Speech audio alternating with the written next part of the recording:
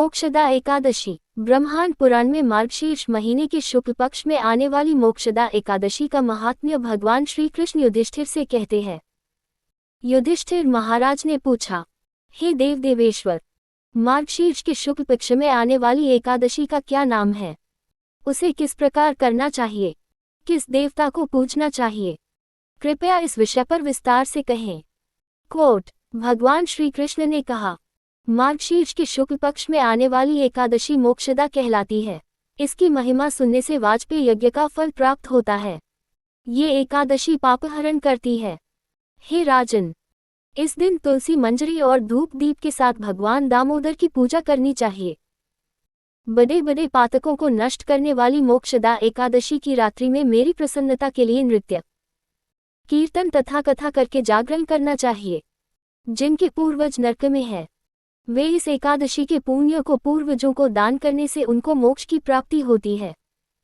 Coat, प्राचीन काल में वैष्णव निवासी रमणीय चंपक नगर में वैखानस महाराज राज्य करते थे। वे अपनी प्रजा का संतान की भांति पालन करते थे। एक रात को उन्होंने स्वप्न में देखा कि उनके पितर नीच नरक योनि में है। अपने पितरों की इस अवस्था से आश्चर्यचकित होकर अगले प्रातःकाल में ब्राह्मणों को बुलाकर उस स्वप्न के बारे में कहा। महाराज ने कहा, हे ब्राह्मणों, मैंने अपने पितरों को नरक में देखा है। बार बार रुदन क्रंदन करते हुए मुझे कह रहे थे, तुम हमारे तनुज हो, तुम ही हमें इस स्थिति से निकाल सकते हो। हे द्विजवर, मैं उनकी इस अवस्था से अत्यंत विचलित हूँ। क्या करना चाहिए, कहाँ जाना चाहिए, कुछ समझ में नहीं आता। हे द्विज श्रेष्ठ, कौन सा व्रत, तप या योग करने से मेरे पूर्वजों का नरक से उद्धार होगा? कृपया मुझसे कहिए।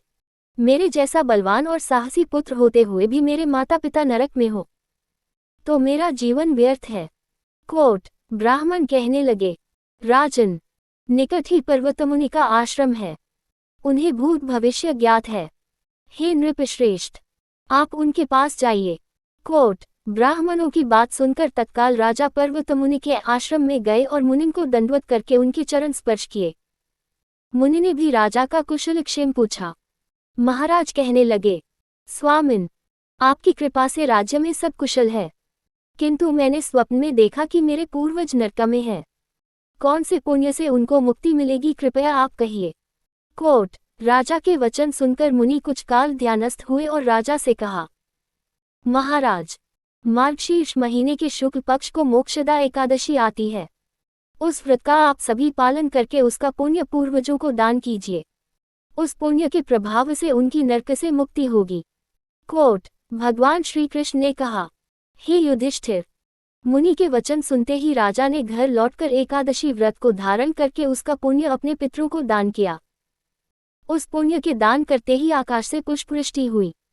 वैखानस महाराजा के पिता पूर्वज नरक से बाहर निकल के आकाश में आए और राजा को कहा, पुत्र, तुम्हारा कल्याण हो।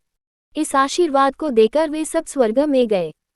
इस प्रकार जो कोई चिंतामणि समान इस एकादशी का व्रत करेगा उसे मृत्यु के बाद मोक्ष मिलेगा। जो इस महात्म्य को सुनेगा, पढ़ेगा, उसे वाजपेय यज्ञ फल की प्राप्ति होगी।